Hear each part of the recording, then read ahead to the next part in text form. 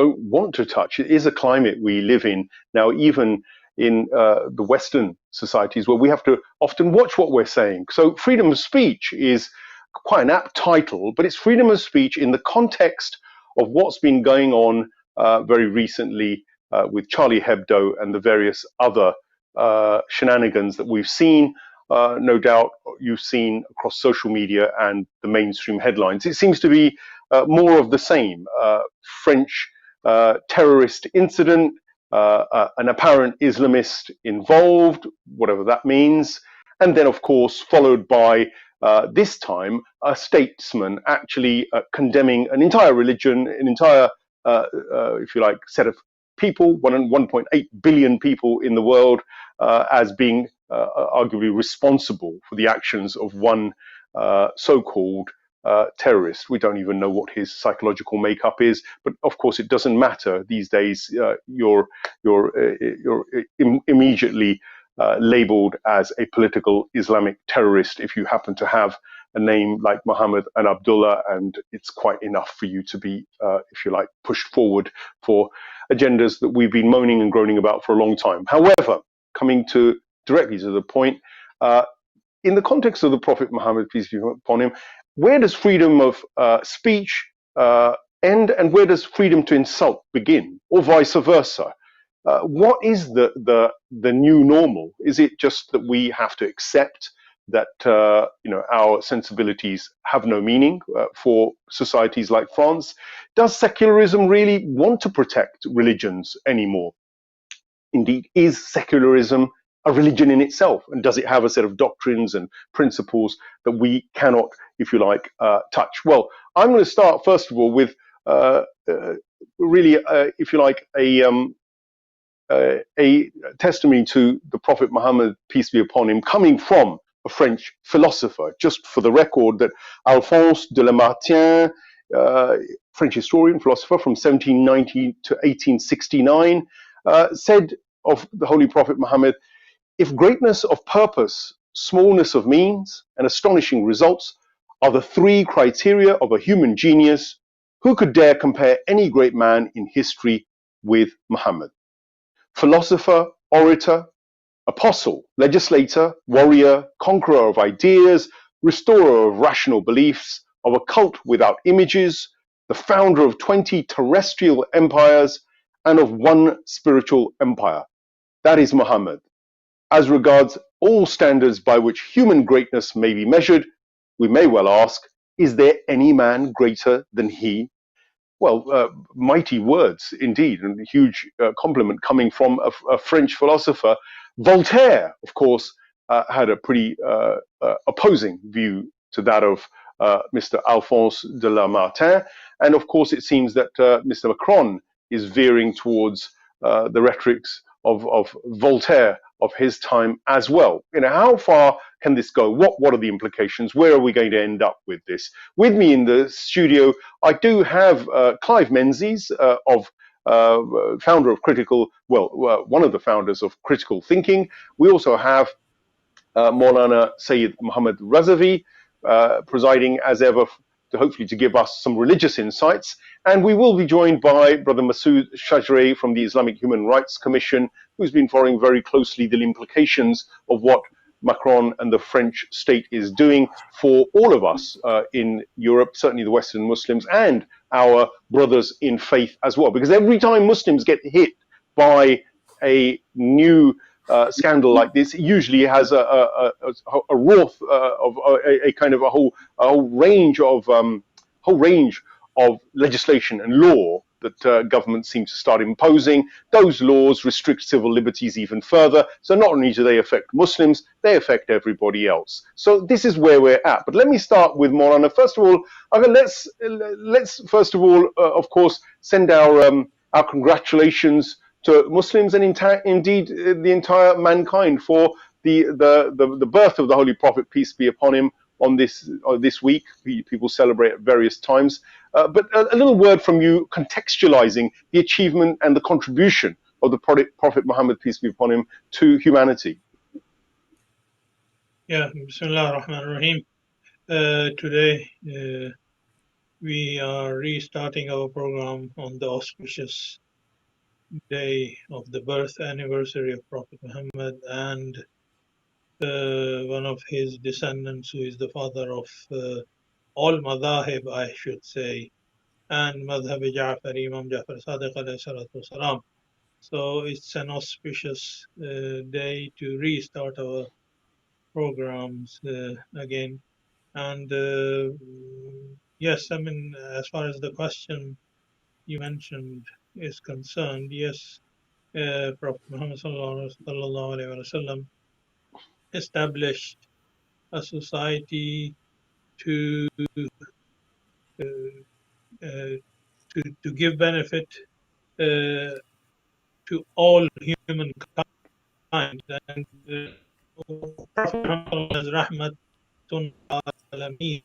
He is the being for not only human beings, for all the creations.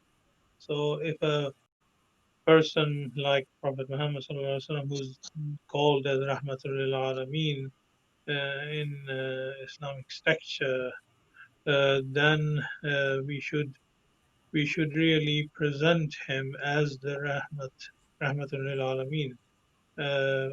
And those so-called Muslims who, in the name of Islam, do some activities to damage the image of Islam, I wouldn't say that they are even Muslims. I mean, they must be elements of others who want to tarnish the image of Islam, because Islam is growing. People are recognizing Prophet Muhammad sallallahu alaihi wasallam, whether educated or non-educated. We every year we hear so many comments. Even those who don't believe in any religion, they acknowledge the wisdom of Prophet Muhammad sallallahu alaihi wasallam and uh, his knowledge that was spread.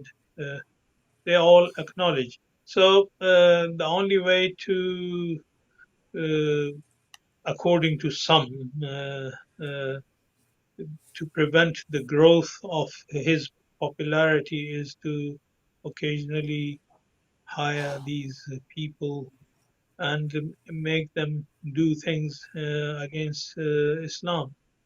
Like recently, what we witnessed in some European countries is, I would say, it's a kind of false flag operation, which is committed by their own elements.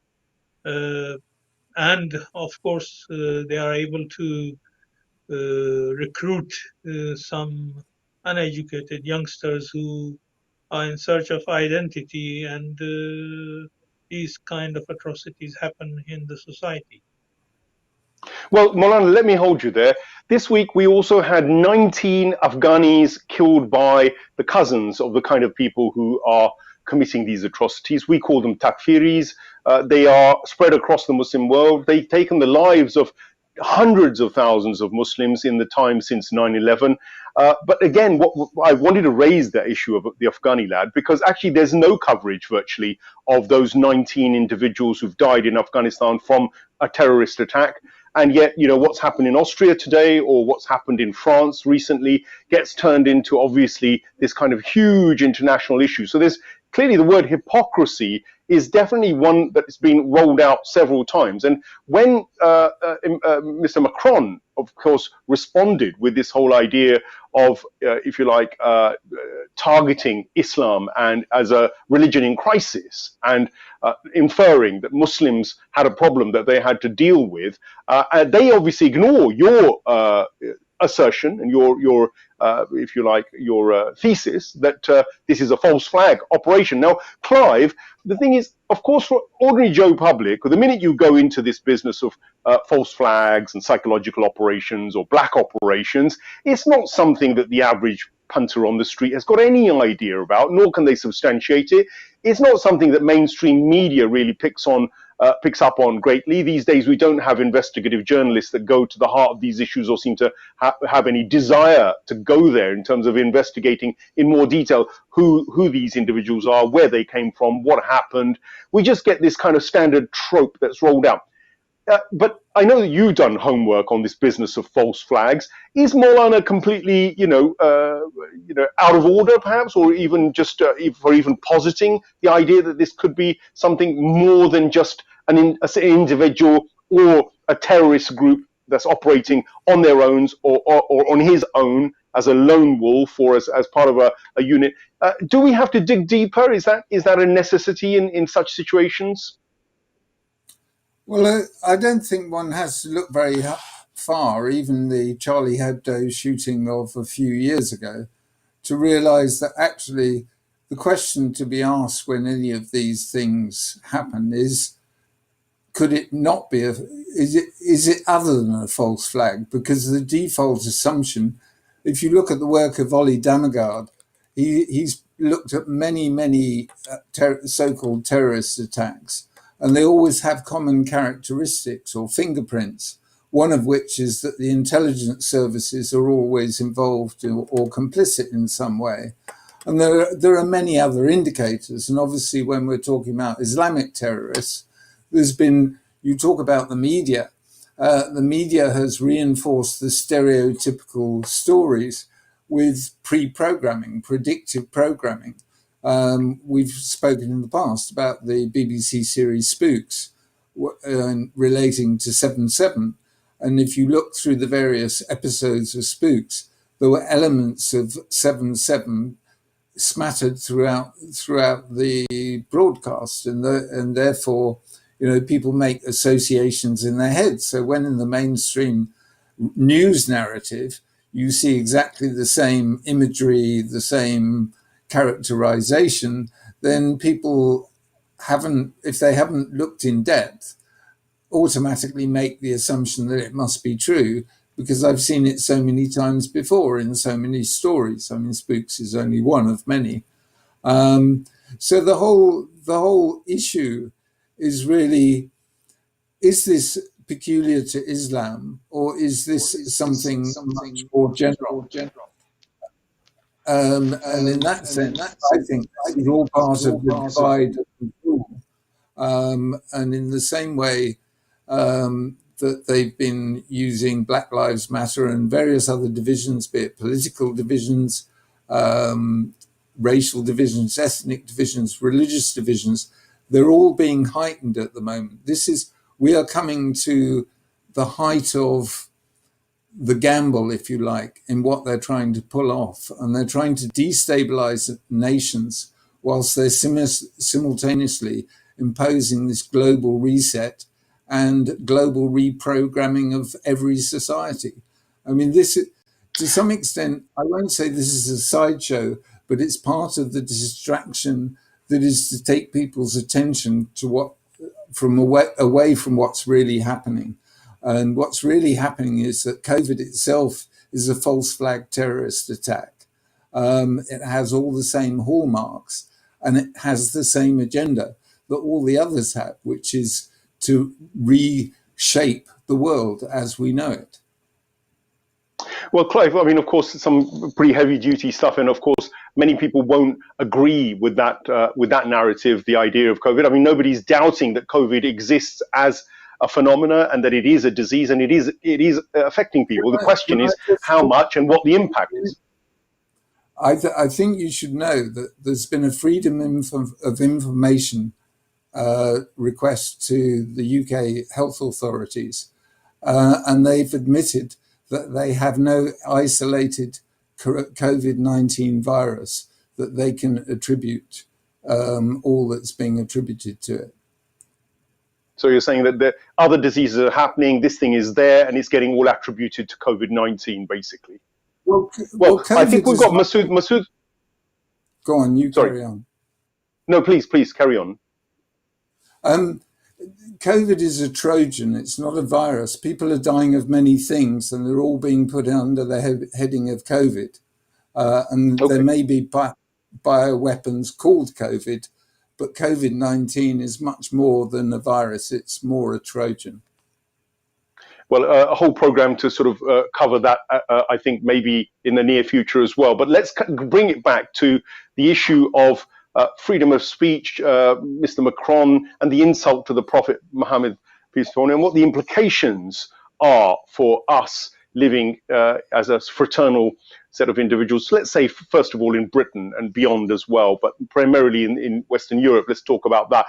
Masoud, are you with us? I think I saw you pop up on the screen, and I'm not sure whether we've lost you again. If we have, I'll go back to perhaps Maulana. If Masoud comes back on, then obviously we'll refer to him. But Maulana, your take on this idea of insult and freedom of speech. Of course, everybody would love the idea of absolute freedom of speech, but we do have Masoud back. I'll come back to Masoud. Masoud, welcome to the show. We've got you online again. Hopefully we can retain you. I want to, I mean, for Clive and for Maulana, there's a lot of talk of false flags and a lot of talk of,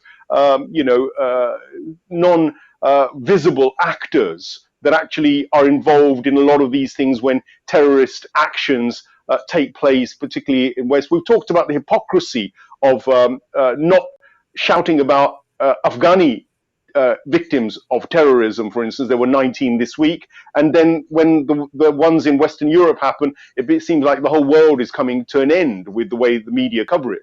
But give me your take on what you've been seeing evolve with Macron, with the whole insult to the Prophet Muhammad, again, through the Charlie Hebdo sort of scenarios and others, and the reaction to it. What's your take? Masoud can't hear us. Can you hear us, Masoud? Sounds to me like he's frozen again. Yep, I do apologize. Modern technology. There's obviously a technical link issue there with that. But Maulana, I'll pass that to you. What's your take on the actual insults themselves and Macron's attitude? Well, if we believe that this was a false flag operation, then they were well prepared from before. So the whole idea was to cause maximum damage. And that is what is continuing. I think Masoud is back, brother Masoud. His screen is frozen on mine, so when he is, I'm sure he'll intervene when he wants to say something. Please continue. Yeah, so we have to wait and see, and especially if we look at what is happening around the world, elections in America, and what Israel is doing with the Palestinians in Palestine, and what else is going on under the title of COVID-19. I think this false flag operation also was planned to create some kind of diversion from some major issues. Okay, Clive, I'll let you come back on it. Still don't have Masoud with us. So regarding freedom of speech, you know, of course, we're all in love with the idea of freedom of speech, but it's not absolute anyway, is it? And this returning to the idea of stirring up problems amongst communities based on their sensibilities in France, what I have discovered is that the law did actually protect people's sentiments, religious community sentiments, but actually a few years back they changed the ruling that actually those sentiments could be violated, and there's this kind of like fudging of the issue, but they're shifting towards the idea of saying that religious people and individuals can be protected to some extent, but personalities is out of the question. So Jesus Christ or anybody who's held in esteem or is sacred to any religion is fair game for French society. Is that a healthy way for us to go forward in terms of creating community harmony, or do you think there's something more going on here as well? Well, this actually leads to some very fundamental questions as to whether we should have governments and laws, which I won't get into. But the devil is in the detail, and we know that the law is criminally corrupt. We know that institutional hierarchy works for self-interest rather than for the purposes or the people that it's supposed to serve.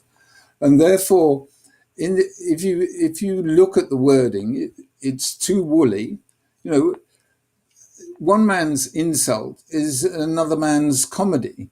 And this is about us as a species evolving from being adolescents who are ultra sensitive into adults who are responsible and sensitive to other people's feelings. And the thing is, we've been trained to be this adversarial win or lose. You know, you look at all the icons and the role models. You know, you look at rap as a genre, it's all about being as insulting as one can to the other person. And so everybody's been schooled into this idea that it's somehow in elevating in a way, but it's not. It's denigrating. You denigrate yourself when you insult others, because we're all connected by universal consciousness. And so if we insult others, we're actually damaging ourselves. And therefore, I find the whole issue of free speech, once you start talking in legal terms, you get lost in a morass of ambiguity of language. And, you know, what is an insult, what isn't an insult. And I was brought up in a very sensible tradition of sticks and stones may break my bones, but words can never hurt me. And I have to say that I think as a fundamental premise, that is the place to start.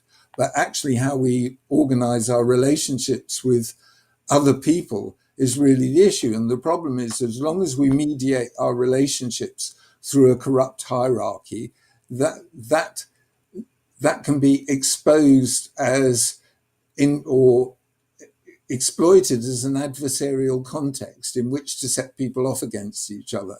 And it's a deep and complex problem, but I don't think, and if you look at the hypocrisy around Charlie Hebdo and the cartoons, and yet, you know, the accusations of being anti-Semitic are much more potent in terms of inflaming, or, well, in fact, they're not more potent in terms of inflaming violence because everybody runs away.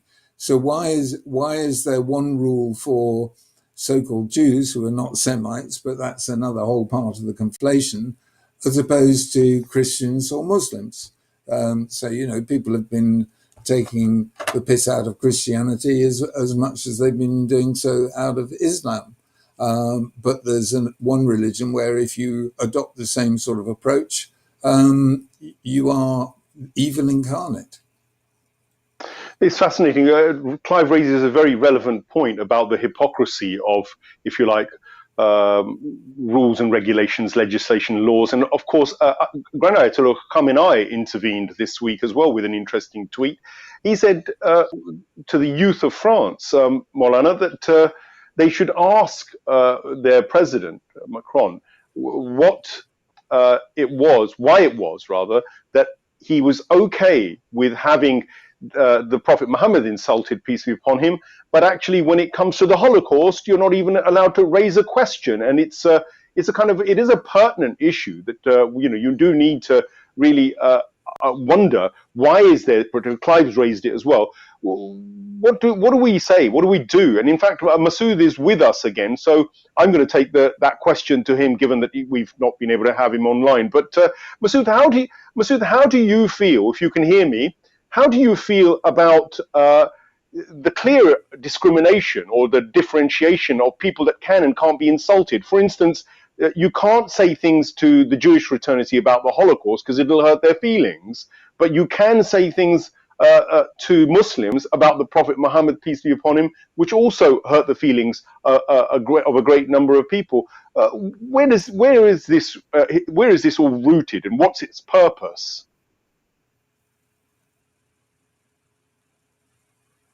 We don't have sound for Masoud.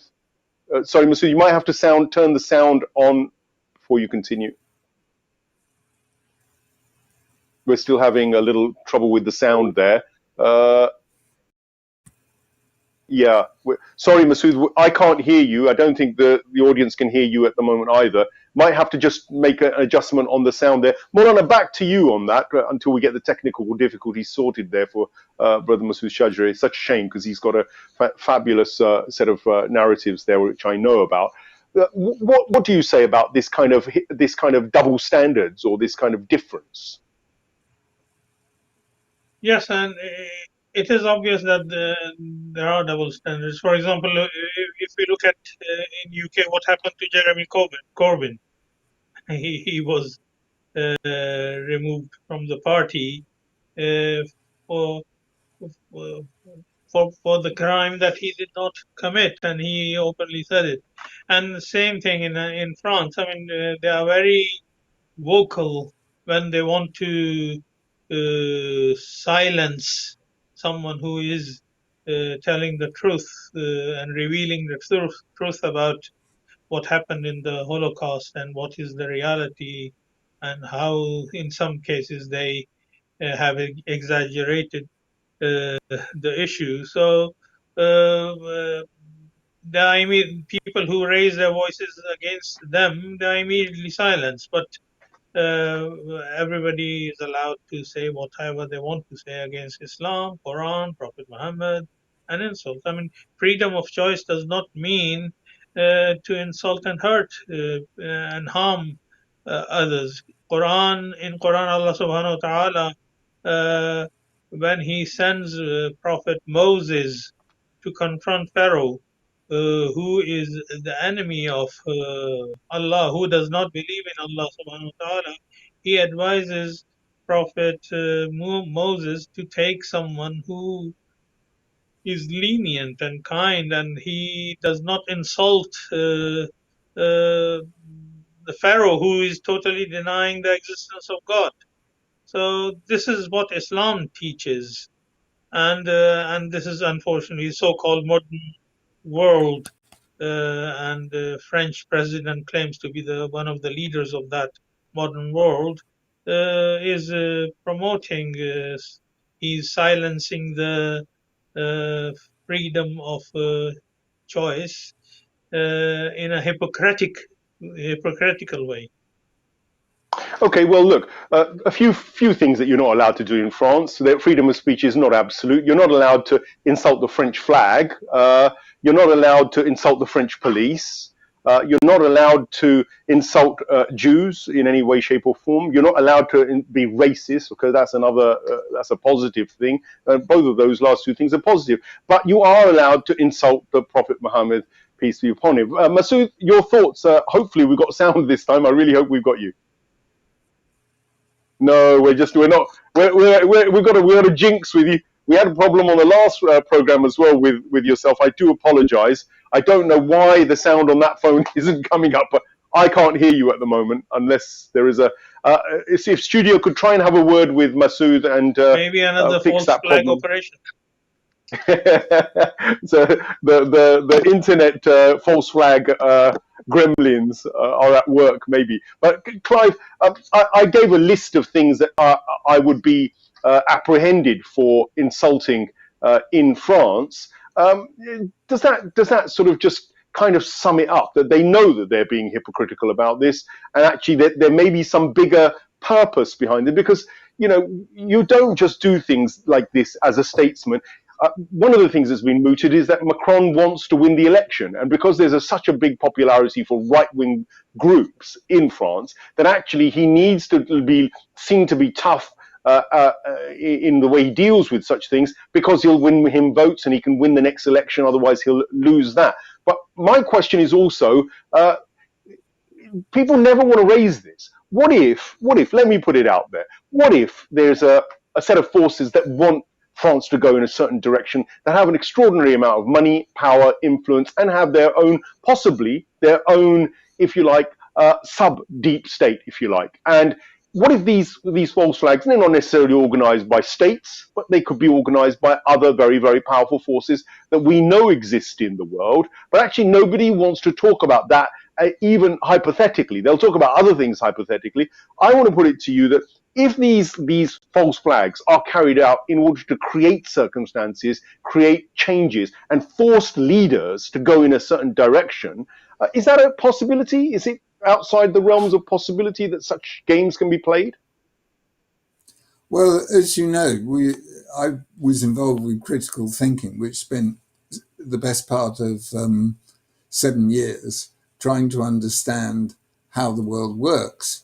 And our analysis reveals that when it comes down to it, there are three fundamental flaws, which I won't go into, but it's the exploitation of those flaws by money power primarily. So whilst there are titular heads of government, there are titular heads of corporations, there are all these power centers, they are merely fronts for money power. So money power is behind what's happening in France, as it has been since, well, forever, but les Gilets jaunes protests, which started in end of 2018, they are symptomatic of the same divide and control mechanism. And Macron is a Rothschild man. Rothschild is the leading banking family that controls all of the levers of power, including through the Bank of International Settlements, all the banking, and through Israel, through the Talpiot program, through all governments which seem to have Chabad Lubavitch sort of cadres sitting around or hanging around when they're signing laws into being. The whole world is controlled centrally, and that's what this current upheaval is about. The American election is probably going to lead to nascent civil war. What's happening in France is indicative of the same sort of friction being created, because what they're trying to do is shoehorn us into a completely new paradigm. But at the same time, the reason that they're acting desperately, they're overreaching themselves, because they know that there are decentralizing forces, and because of the internet, many more people are awakening to what they're actually doing.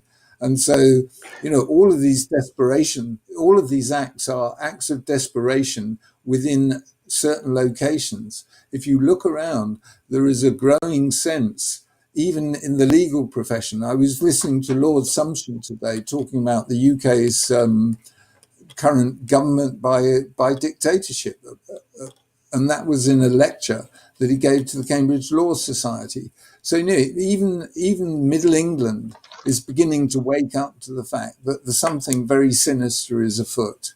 And it's about time that we really woke up, because what they're trying to do is not very appetizing, but it's also creating the opportunity to create something different. Well, I'm going to try once more to try and sneak Brother Masoud Shadjreh into the program. Masoud, can you hear me? I can hear you. Can you hear me? I can hear you. Can you hear me? We finally got it. Well, the rest of the program is yours. Sorry Okay. about this. I had to change 2-3 devices before we could get here. My apologies to everyone.